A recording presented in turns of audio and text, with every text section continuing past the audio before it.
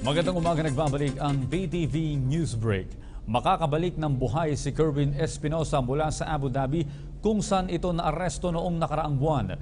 Tiniyak mismo ni Pangulong Rodrigo Duterte na ligtas na makakabalik sa bansa si Kerwin na umunoy drug lord at anak ng napatay na si Albuera Leyte Mayor Rolando Espinosa.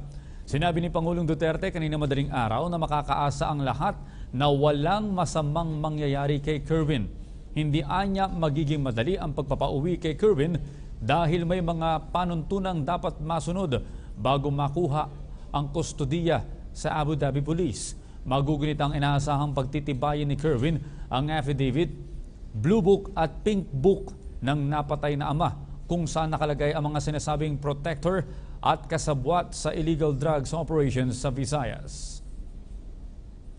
Sa iba pang balita, pinag-aaralan ngayon ng Department of Justice kung ipapasabina na si Senador Laila De Lima at iba pang personalidad ngayong araw o di kaya sa susunod na linggo.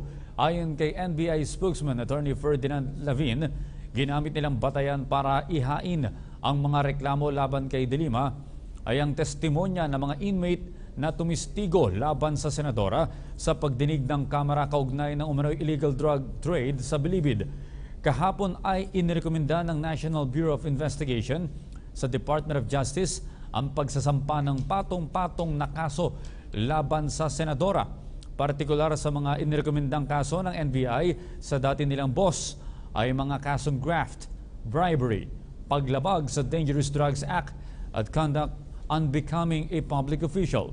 Kabilang din sa mga sinampahan ng kaso ang mga dating opisyal ng Bureau of Corrections, gayon na din ng New Bilibid Prisons na posibleng kasabwat ni Senador De Lima sa iligal na operasyon. At yan po naman ang aming mga nakalap na balita at impormasyon. Para sa PTV Newsbreak, ako po si Audrey Goriseta.